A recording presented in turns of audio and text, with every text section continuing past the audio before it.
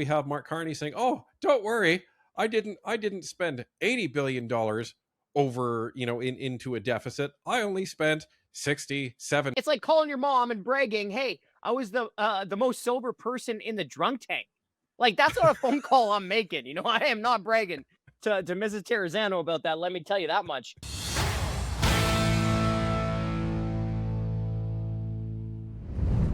Ladies and gentlemen, did Carney spend more? Is the deficit less? Does it matter? How big is the credit card bill? Well, helping us to understand exactly what's going on with that and to cut through all of the media spin is Franco Terrazzano of the Canadian Taxpayers Federation. Franco, thanks for joining us today. Hey, it's always my pleasure.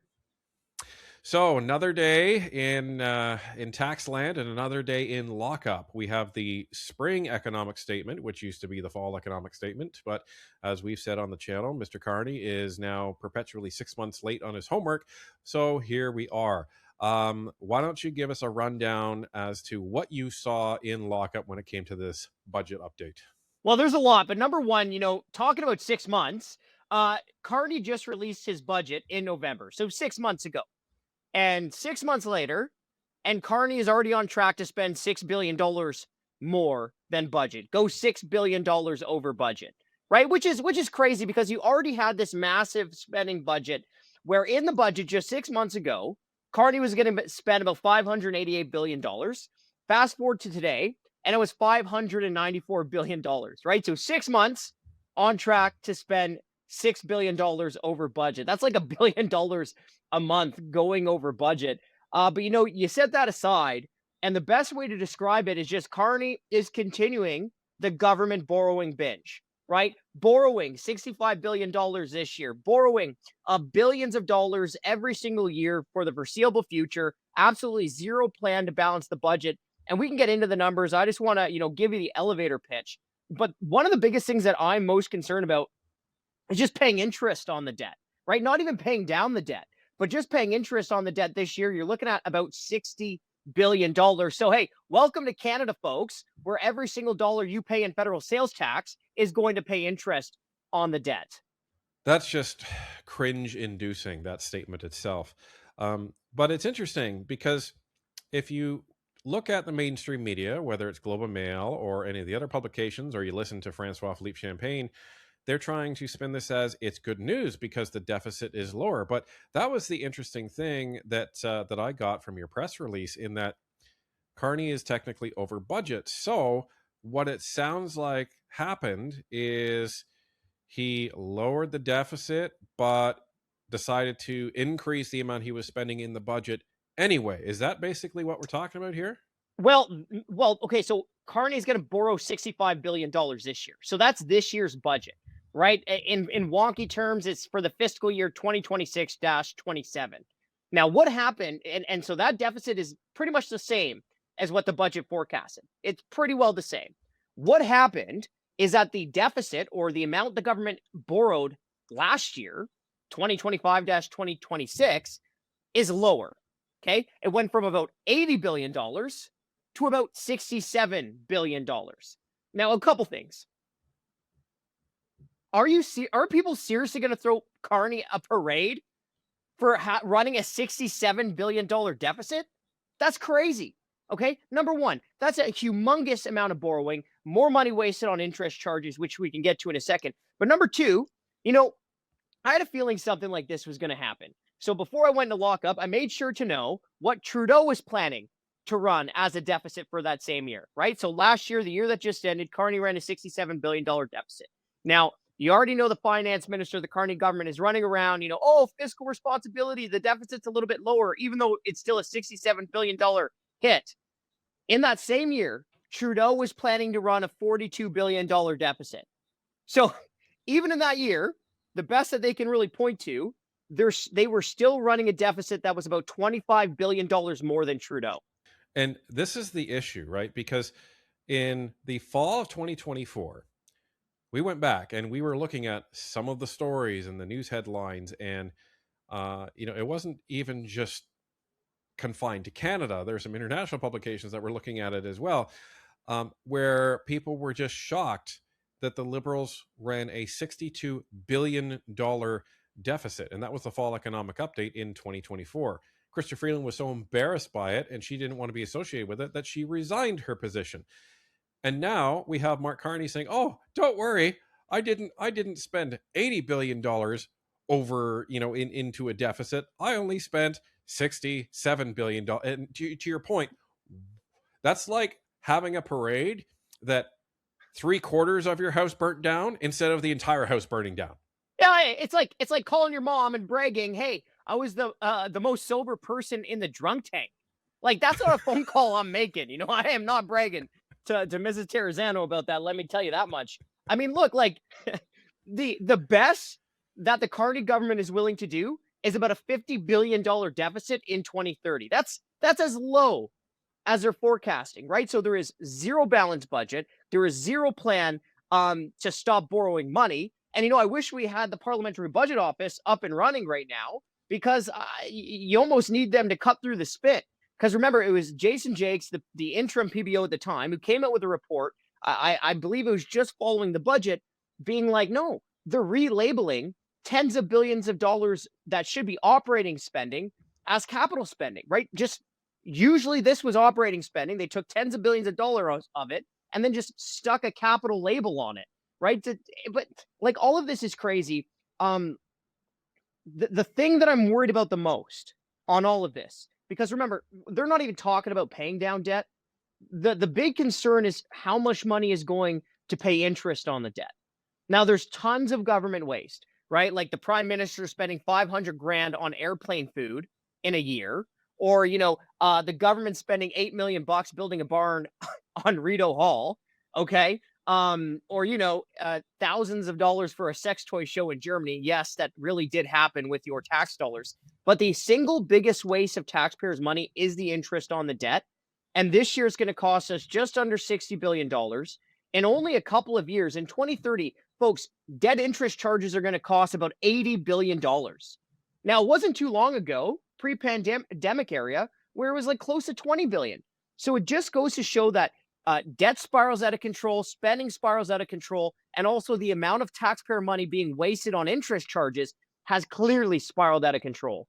Well, and just to kind of ground everybody, just to refresh everybody's memory. So, government budget years do not run January to December, they run April to March. So, this is Mhm. why it's always a 2-year budget. When Franco says 2025, 2026, that's what it means. So, April of 2025, budget year ending in April or March of 2026. So, that's what he means. And when you're talking about the interest going up, just to put that into perspective for everybody.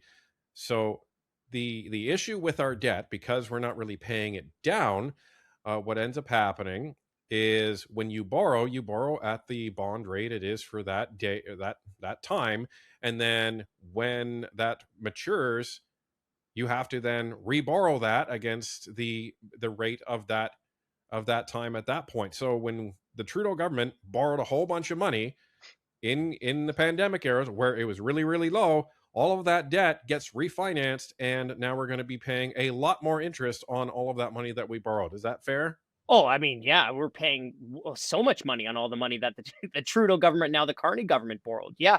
I mean, look, the Trudeau government doubled the debt in a decade. Like, think about all the years of Canada before 2015. The government racked up like $600 billion of debt. In just 10 years, Trudeau racked up another 600 billion. Doubled the national debt in 10 years. And, we're talking about interest charges on the debt, it costing us today dearly. But also, too, like, Canadians' kids and grandkids are going to be making payments on this debt for the rest of their lives, right? If nothing changes, like, they're going to be making interest payments on that debt, or making payments on the debt for the rest of their lives. Now, there's another story, Ryan, and I'll be completely honest with you. I don't think it's fully materialized just yet. And you might start to see headlines in the coming days, but let me give you something that really jumped out to me in this spring economic update. It's the what is the government billing it as? The Canada Strong Fund or something like that. Oh, The the first sovereign sovereign. wealth fund. Yeah. Okay, so I'll give you some thoughts on that in a second, but I just want to outline, the government is clear that it's going to dump $25 billion into this fund. Borrowed money, by the way, right? Just debt financed. Now, the way that it's in the update is that the only thing that I saw in the books in that update is about $2 million a year for the administration of the fund. So, look, I think there's a bigger story in all of this, right? Like, how is that billions of dollars potentially being thrown into this fund, debt financed? How is that going to impact the books? Because the books are already looking pretty bad. And the only number that I could find, like in the actual fiscal tables of this Canada Strong Fund, was about $2 million a year for the administration of it. So they don't actually have a line item for the 25 billion. Is that what you're Now saying? they mentioned the 25 billion, but when I looked through the line item, all I could find was about the $2 million a year for administration. Now, maybe more is going to come out there, but I just want to plant that seed that I think it's something that we have to look at when there is the PBO up and running, something that they're going to have to look at as well. Yeah, so that's going to be interesting because if that isn't a line item, then there'll have to be a supplementary supply vote or supplementary estimate that's put in or something in order to actually authorize that money, unless they've hidden it under another bucket somehow in another category in the budget. But this whole idea that this is a sovereign wealth fund is That's just BS. it's BS. Yeah, 100%. I'm glad you said it because the whole point of a sovereign wealth fund is to save the wealth that has already been created, right? And you see that happen in other places around the world, whether it's like taking budget surpluses or you're taking oil and gas revenues that have already been generated, and that's what you put into the fund, and then you invest the interest, right? So the whole point of a sovereign wealth fund is actually to be a budget guardrail, right? As a guardrail to protect against overspending of, for example, oil and gas revenues, right? And you look at the gold standard policy of a sovereign wealth fund, it's Norway. What does Norway do? Well, it saves its oil revenues, right? Puts it into his fund, but then it has strict guardrails on what is allowed to be spent, right? So number one, they only spend the interest of the fund, right, to protect the principal. Number two, they actually only spend the money or invest the money in other countries, and that's meant for a couple reasons. One, for diversification, but two, to guard against the potential of politicians to just try to fund their own pet projects in their own backyards. Now, what Carney's proposing is the exact opposite, right? He's not saving wealth that has already been created. He's borrowing another $25 billion to dump into the fund. There aren't these strict guardrails like only being allowed to spend it in other countries. No, I mean, Carney's going to use this debt financing to gamble taxpayers' money on what looks to be just Canadian corporations or Canadian projects, right? So this is not a sovereign wealth fund. This is a debt fueled corporate slush fund. Right, because and it's bizarre that he even tried calling it that. And there was different commentators. One was the vice president of economic policy of Scotiabank. She was on CBC. She was like, I don't really know what he's doing. I need to see more details of it. And they had other policy strategists and economic wonks, and nobody knew really what he was referring to, because he was calling it a wealth fund, but it's not going to be operated as a sovereign wealth fund. So everyone is really confused as to see what's going on, and the only thing that Carney would say is, well, we're going to be having some more consultations.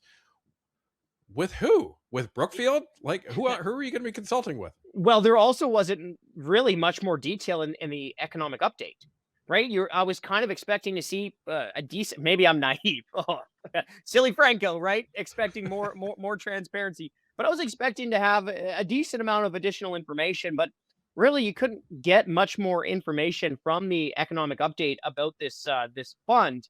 Like, look, it's there's two ways really to grow an economy. There's really two ways. There's this way that Carney is taking that really is just a continuation of Trudeau, right? Because you'll remember, if you go back to 2015, Trudeau's central economic premise was essentially, hey, we're going to spend billions of dollars on infrastructure. There's a bunch of corporate welfare under the Trudeau era.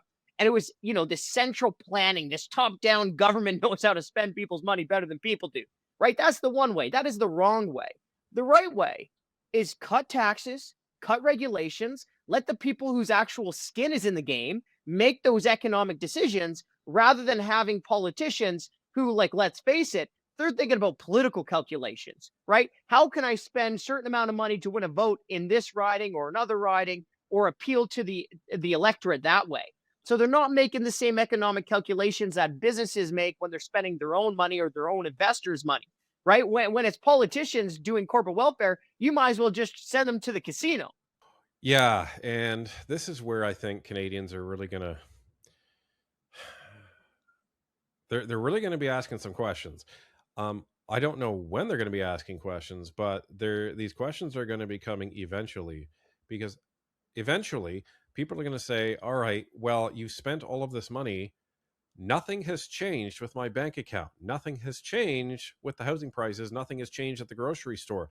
So what are we getting for this?" Tom Mulcair was on CTV, and they were talking about the different polling, and overall Canadians are saying that Carney is doing a bad job when it comes to addressing affordability, Hmm. which is true. But the other polling is saying that he's doing a great job in terms of our international reputation. Fine. And Mulcair was telling everybody, but that's the only one that people need to worry about. He doesn't need to worry about the polls on affordability. And I'm sitting here thinking, are you kidding me? Are you kidding me now? Like, you're telling Canadians, don't worry about how poor you are, as long as Johnny over in Singapore thinks that Canada is doing a great job. That's all that matters. Meanwhile, he is putting us in the poorhouse, both from a government standpoint and from a household debt standpoint. And like, here's, like, I just want to kind of go over a couple of things that I said on this budget, because I feel like I've been throwing a bunch of different numbers out there, and there's a bunch of different stuff. So let me just kind of break it down one more time to really underscore the point of how bad the finances are, right? So interest charges on the debt, it's almost 60 billion, more than $1 billion a week, more than the government sends to the provinces in healthcare transfers. As I already mentioned, every dollar you pay in federal sales tax is going to pay interest on the debt. Okay, that's debt interest. Let's go to the spending. The budget was 6 months ago.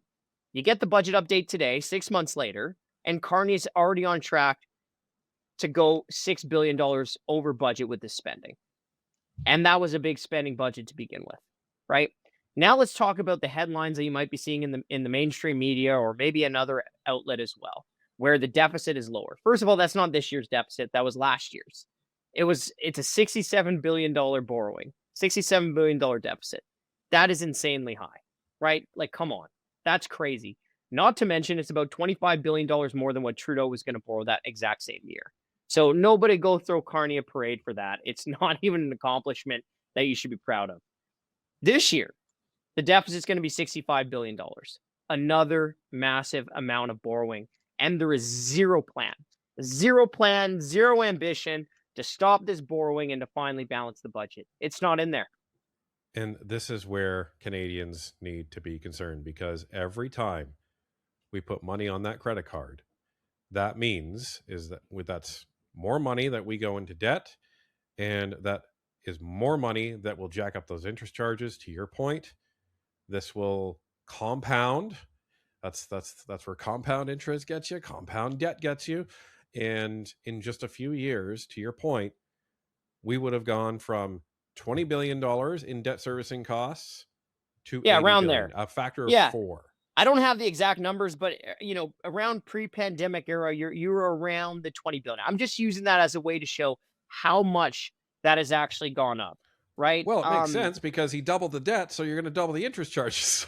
Yeah, so it might have been around there, might have been a little bit more, a little bit less. Again, I'm just trying to use that as an example.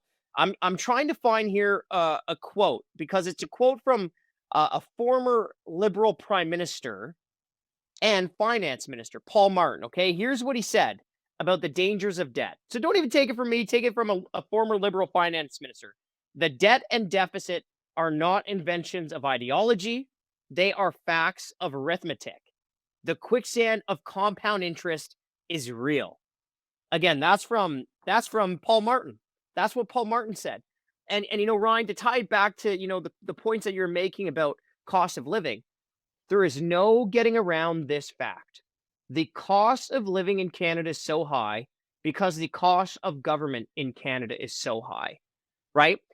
the more that they spend, the more that they borrow, the less that Canadians can spend because they are not creating this wealth, right? This amount of money is not falling from the sky. One way or another, it has to be taken from Canadians' pockets. So you want to bring down the cost of living in Canada, you got to bring down the cost of government in Canada. And that's not what Carney's doing.